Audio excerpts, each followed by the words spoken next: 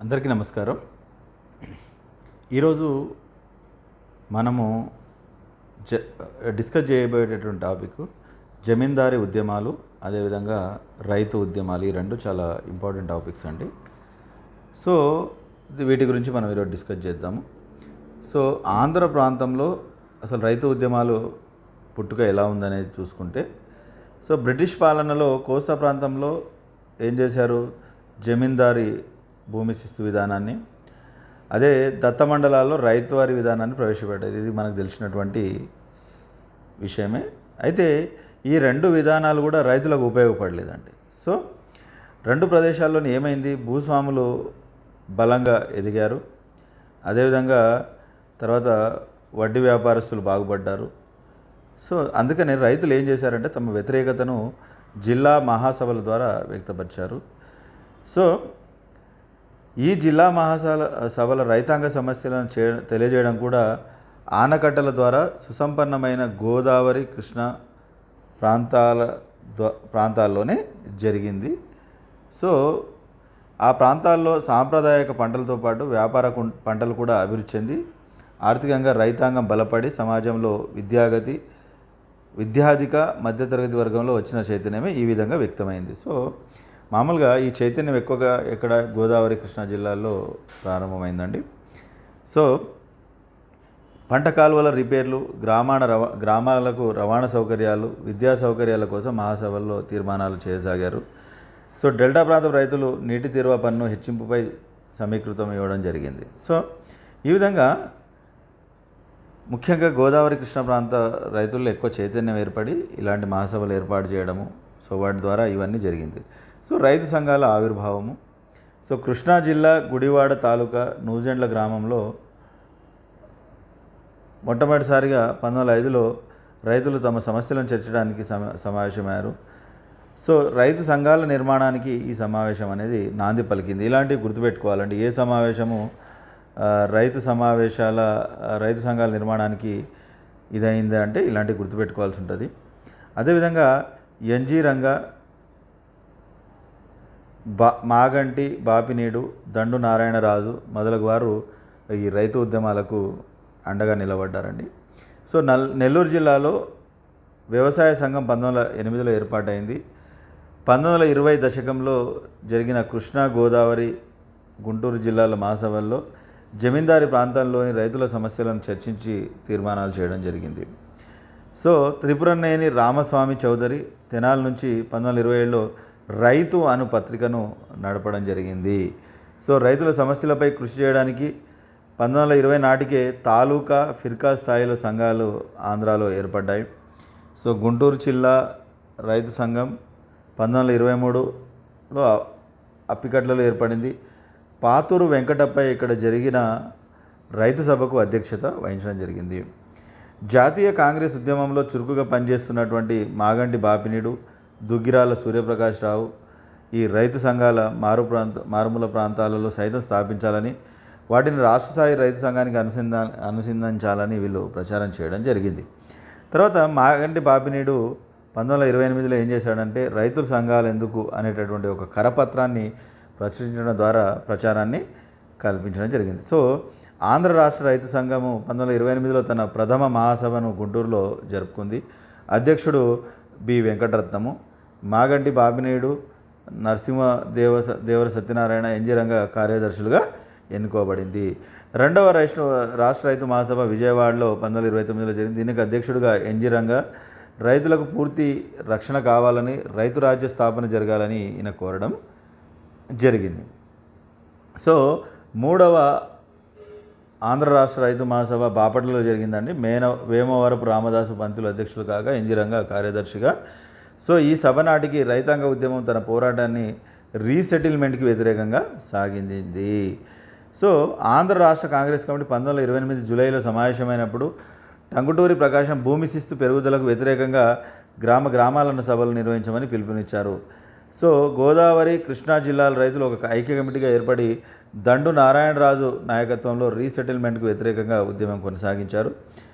ప్రభుత్వం ప్రజాప్రతినిధులతో కూడిన ఆర్థిక విచారణ కమిటీని ఏర్పడింది. దీనికి కార్యదర్శిగా ఆచార్య రంగా నియమించడం జరిగింది.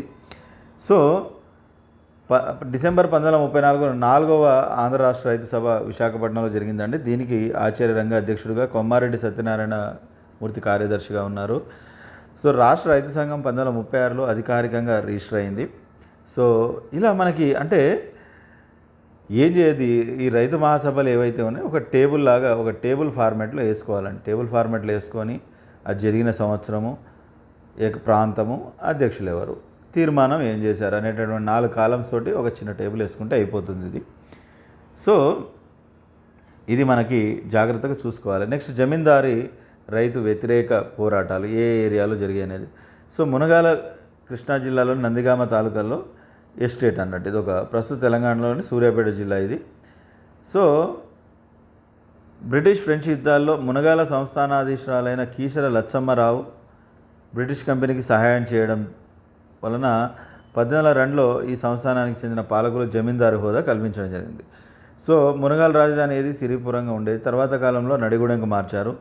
లచ్చమ్మరావు భర్త వెంకటరామయ్య మరణించడంతో ఈ ప్రాంతానికి జమీందారునిగా చెల్లెమనేది. సో నెల్లికుదురు గ్రామానికి చెందిన రంగారెడ్డిని దరసాని దత్తత తీసుకుని అతడికి వెంకట రంగారావు అని నామకరణం చేసింది. నెక్స్ట్ నాయని వెంకట రంగారావు, ఇతను 1900 నుంచి 1948 వరకు సంస్థానాన్ని పాలించాడు. వందే మాత్ర ఉద్యమ సమయంలో మునగాల రాజు ప్రముఖ పాత్ర పోషించాడు. మునగాల సంస్థానంలో దివాన్గా పనిచేసిన ప్రముఖ రాజు కొమర్రాజు లక్ష్మణరావు. నాయని వెంకటరంగారావు ఏం చేశాడంటే తెలుగు సాహిత్యాభివృద్ధికి, గ్రంథాలయాల ఏర్పాటులో కృషి చేశాడు. సో ఆదిపుడి సోమనాథరావు రచించినటువంటి శ్రీకృష్ణదేవరాయ చరిత్ర అనే గ్రంథాన్ని వెంకట రంగారావుకి అంకితం ఇచ్చాడు. సంస్థానంలోని కవులు ఎవరు? కోదాటి గోపాలరావు, గొల్లపూడి సీతారామశాస్త్రి. సో మునగాల జమీందారు అకృత్యాలకు వ్యతిరేకంగా పోరాటం సాగించడానికి 1930లో మునగాల జమీన్ రైతు సంఘం ఏర్పడింది. మునగాల జమీన్ రైతు తొలి సంఘం సమావేశం 1930లో మునగాల్లో బచ్చు జగన్నాథరావు అధ్యక్షన సాగింది. సో ఏలూరు కౌలుదారుల సంఘం స్థాపించిన వారు బచ్చు జగన్నాథరావు. నెక్స్ట్ కల్వకోలు సత్యాగ్రహాన్ని చేపట్టిన కమ్యూనిస్ట్ నాయకుడు నండూరి ప్రసాదరావు. ఇవి గుర్తుపెట్టుకోండి కొంచెం, ఓకేనా. తర్వాత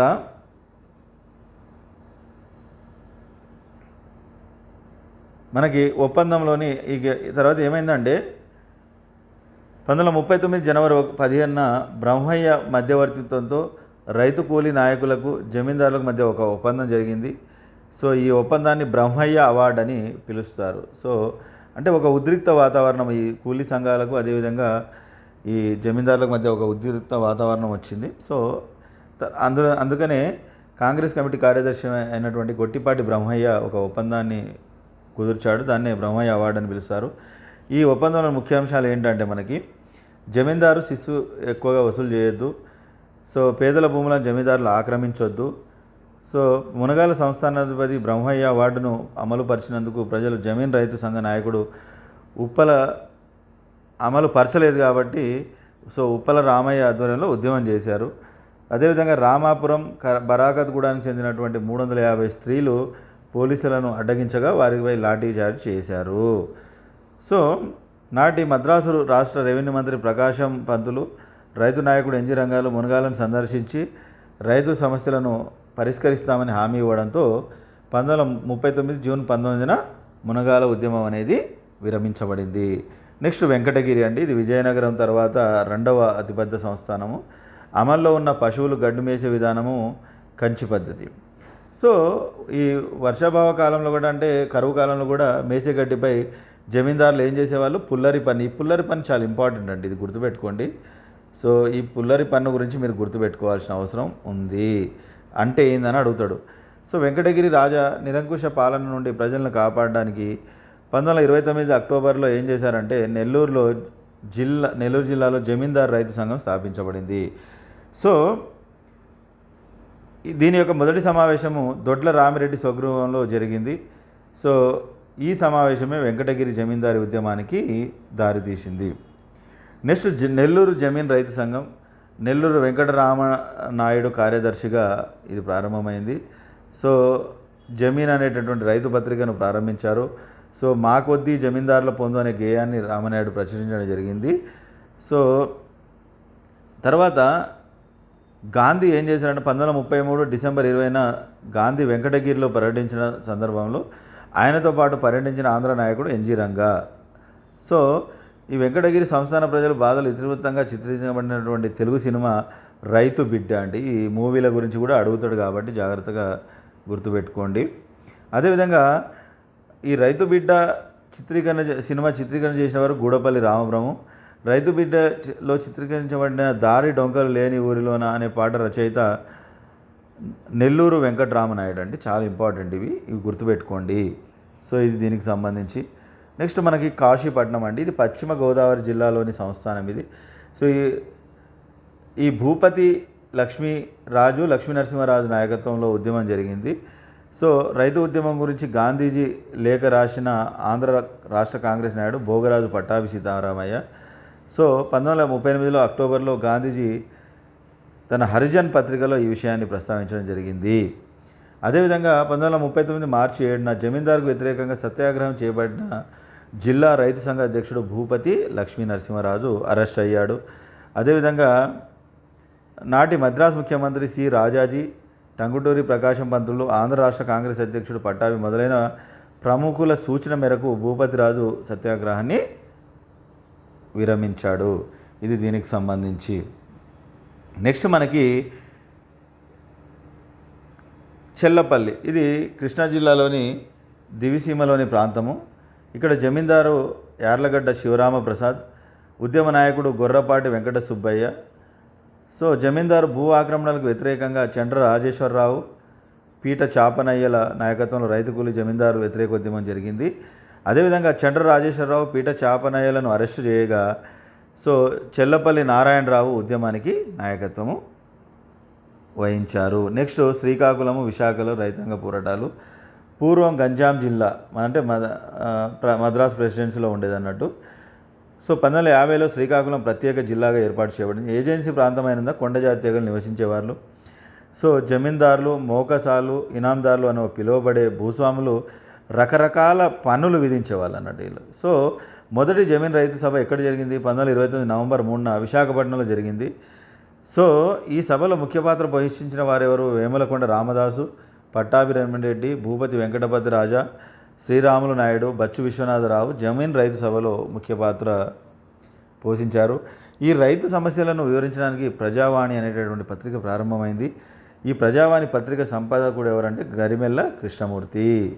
సో ఇది జాగ్రత్తగా చూసుకోవాలండి. నెక్స్ట్ జమీందారు రద్దు వ్యవస్థ 1948. సో అమల్లోకి వచ్చింది ఎప్పుడంటే 1949 సెప్టెంబర్ 8న చేశారు.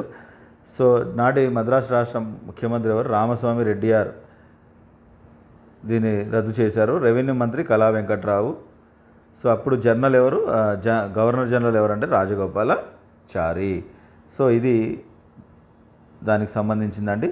నెక్స్ట్ జాతీయ ఉద్యమం కాలం నాటి సాహిత్యం గురించి ఒకసారి చూద్దాము. ఇది ఆల్రెడీ వచ్చినవే, మళ్ళీ ఒకసారి రివిజన్ లాగా చేద్దాం. సో కృష్ణా పత్రికలో the cry of mother India అనే గీతం ప్రచురితమైందండి. అదేవిధంగా ఏ పత్రికలో? ఇది కృష్ణా పత్రిక. నెక్స్ట్ 1909 అక్టోబర్లో ఆంధ్రభారతి పత్రికలో మేలుకొనిమి భరతపుత్రుడా మేలుకొనిమి సచ్చరిత్రుడు అనే గేయం ప్రచురితమైంది. సో ఈ గేయాన్ని జాతీయోద్యమ తొలి గేయంగా పేర్కొన్నవారు డాక్టర్ సి నారాయణ రెడ్డి అండి. సో ఈ గేయము ఏంటిది, దీని పూర్వపురాలు ఏందనేది మనం గుర్తుపెట్టుకోవాలి. సో ఒక్కొక్క దాంట్లో మనం చూద్దాము. వందే మాతరం ఉద్యమ కాలంలో ఏంది, సహాయ నిరాకరణ ఉద్యమ కాలం ఆల్రెడీ మనం చదివామండి అక్కడ, ఒకసారి రివిజన్ లాగేది. పత్రికల్లో భారత దర్శనం అనే పాటను ప్రచురించిన వారు చెన్నా ప్రగడ భానుమూర్తి అండి. అదేవిధంగా గురజాడ అప్పారావు గారు ప్రచురించిన దేశమును ప్రేమించమన్నా అనే పాట, సో దీన్ని ప్రచురించింది ఆంధ్రపత్రిక. నెక్స్ట్ భరత ఖండము చక్కని పాడియావు రచించిన వారు చిలకమర్తి లక్ష్మీ నరసింహము. సో అదేవిధంగా భరత ఖండంబే యొక్క పెద్ద బందికాన చెరసాల పృథు చంద్రశాలలేగున్ చేదోయి గీలుంచును అనేటటువంటి రచనలు ఈయన చేశారు. అదేవిధంగా వందే మాతరం ఉద్యమ కాలంలో వందే మాతరం పేరుతో నాటకాన్ని ప్రదర్శించిన వారు వేటూరి వాసుదేవ శాస్త్రి అండి. సో హిందూ దేశ దారిద్ర్యం రచయిత అత్తిలి సూర్యనారాయణ.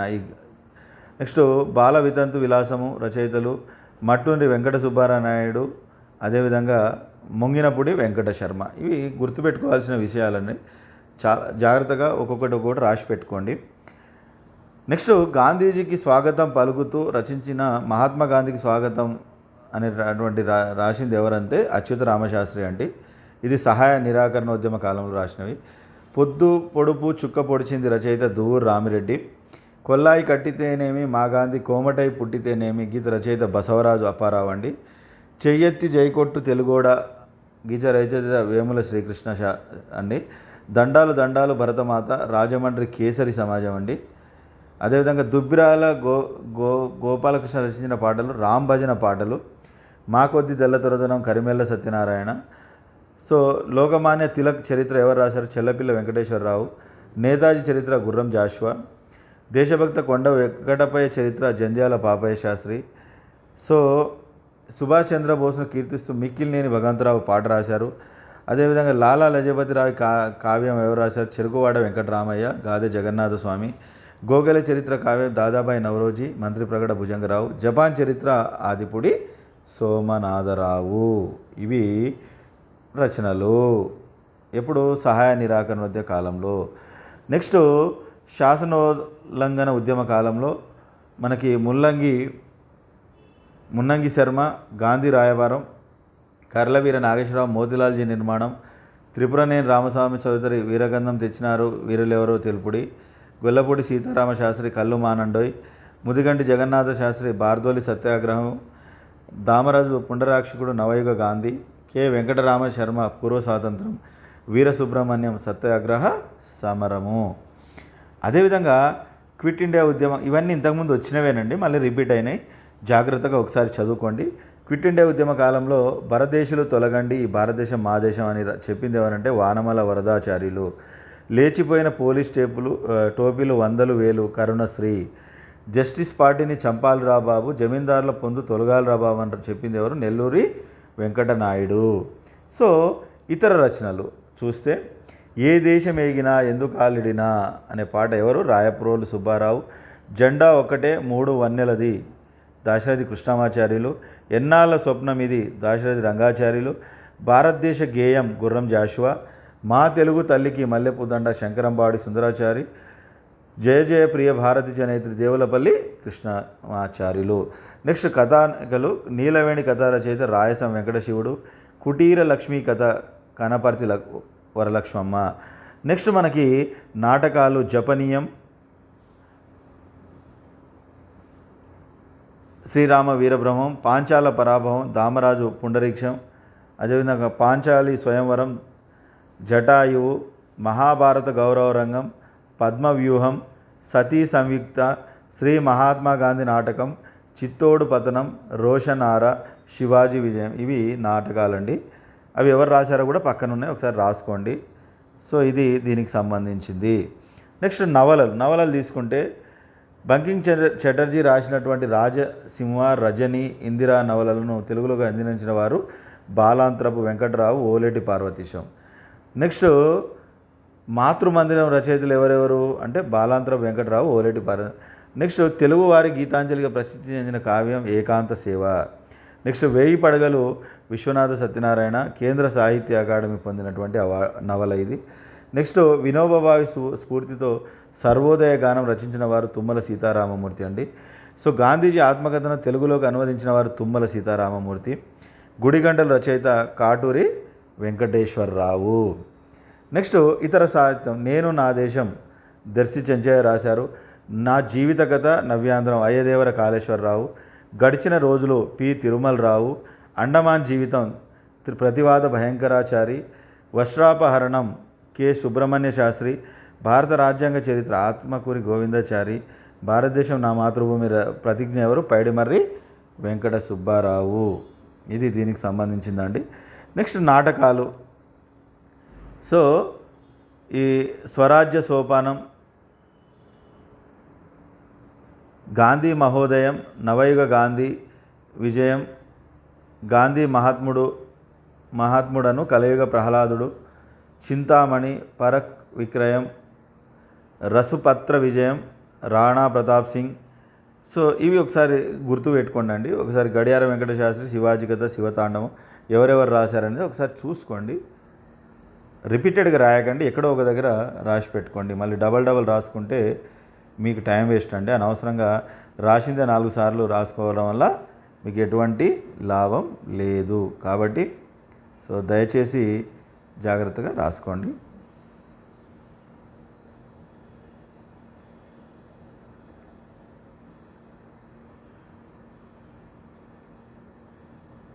తర్వాత మనకి దీని తర్వాత ఇతర రచనలు ఒకసారి చూస్తే మనము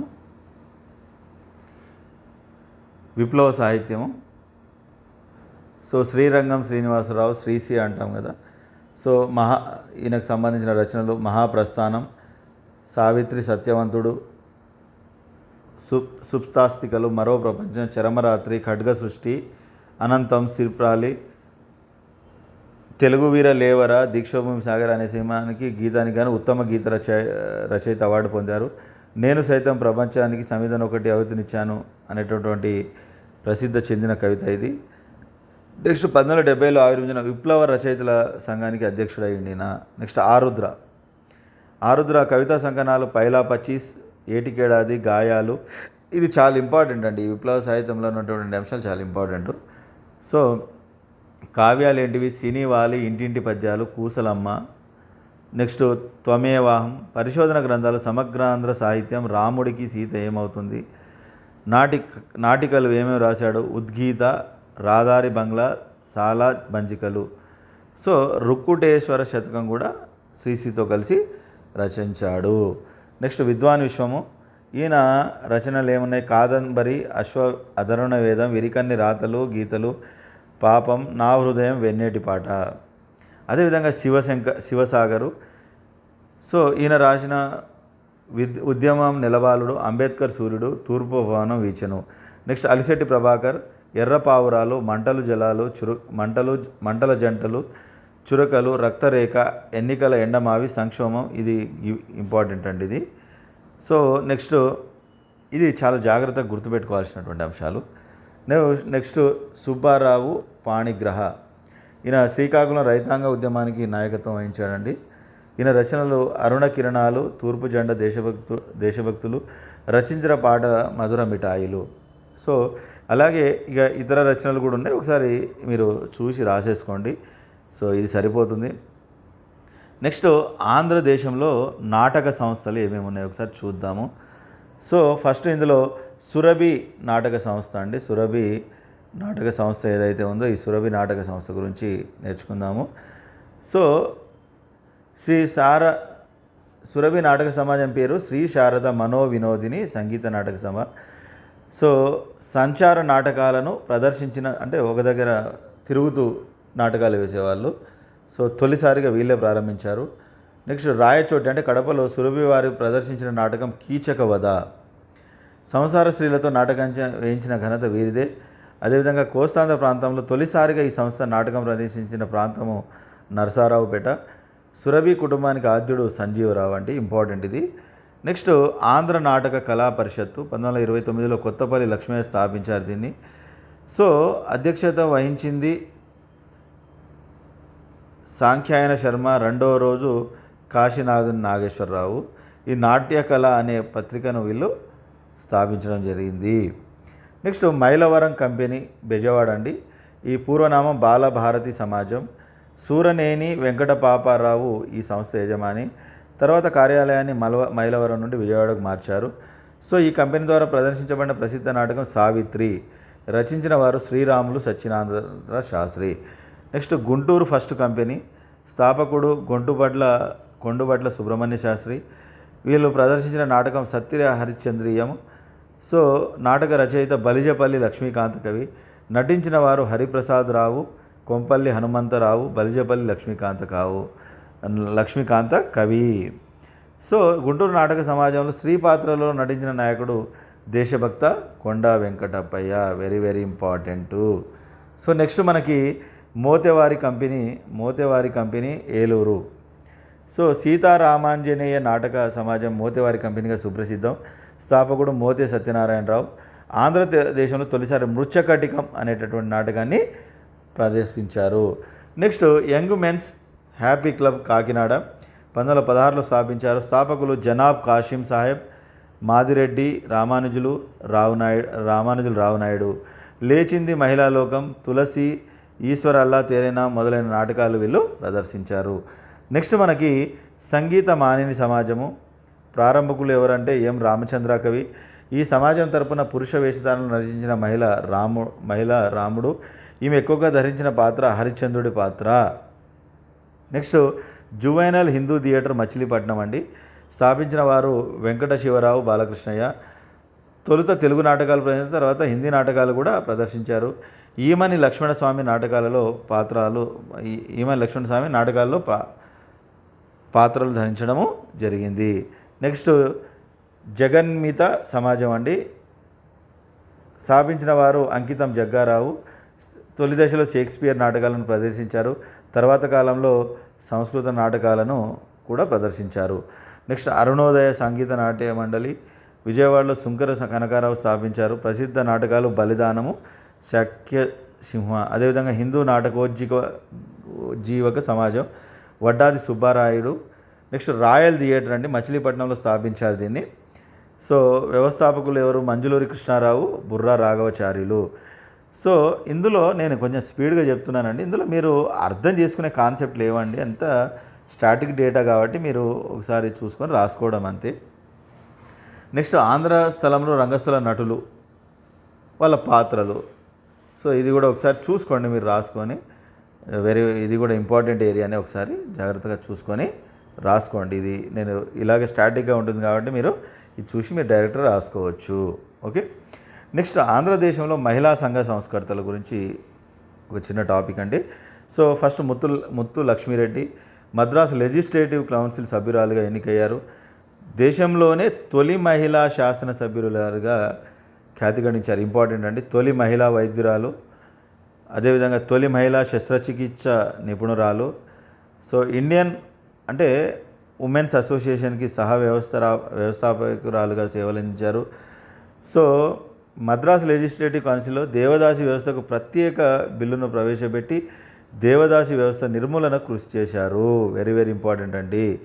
అదేవిధంగా బాలికల కోసం అవ్వై హోమ్ ఆశ్రమాన్ని స్థాపించారు.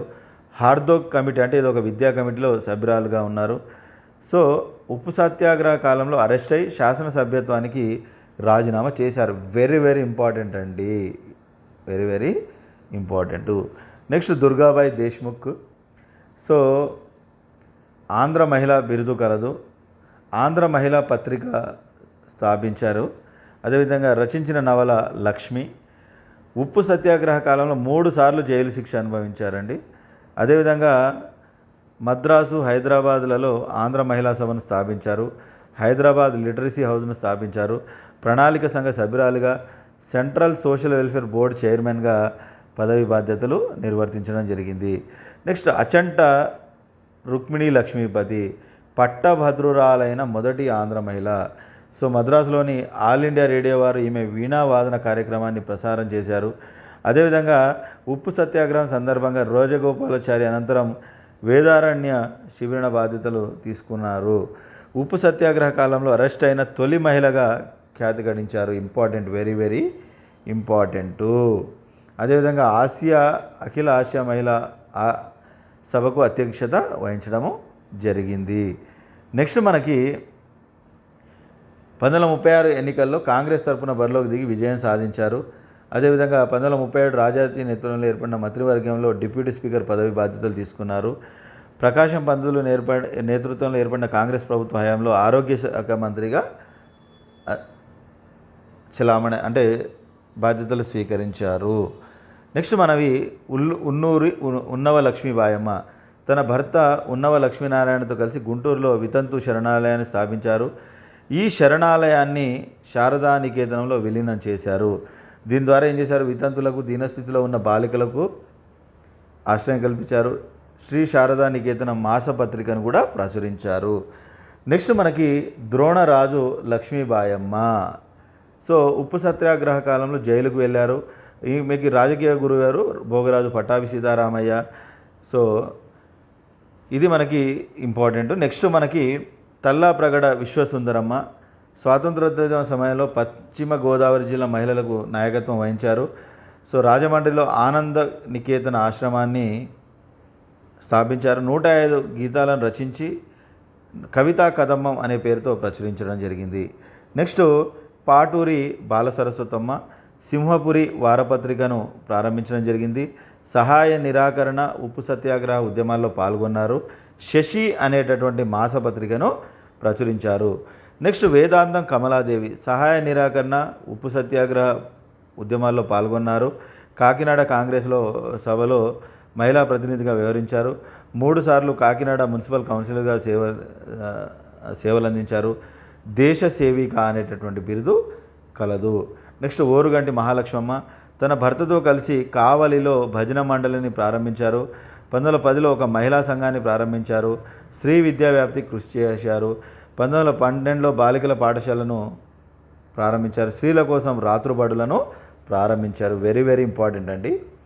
సో ఇలా మీరు దీనికి సంబంధించినటువంటి ఏవైతే ఉన్నాయో జాగ్రత్తగా మీరు ఒక షార్ట్ నోట్స్ రాసుకోండి. రిపీట్ అయినవి రాసుకోకండి. ఎక్కడో ఒక దగ్గర ఇప్పుడు రచనలు డబల్ సార్లు వచ్చినాయి అనుకోండి, ఒకటే దగ్గర రాసుకొని జాగ్రత్తగా రివిజన్ చేసుకోండి. సో దీంతో మనకి మోడర్న్ హిస్టరీలో ఈ 3rd యూనిట్ కంప్లీట్ అయిందండి. సో నెక్స్ట్ మనము 4th and 5th యూనిట్ కూడా కంప్లీట్ చేస్తామంటే జాతీయోద్యమం టాపిక్ ఏదైతే ఉందో ఈ ఆంధ్ర ప్రాంతంలో జరిగినటువంటి జాతీయోద్యమం గురించి మనం నేర్చుకున్నాము. సో నెక్స్ట్ మనము ఇంకో వీడియోలో నెక్స్ట్ టాపిక్తో కలుద్దాం. Thank you.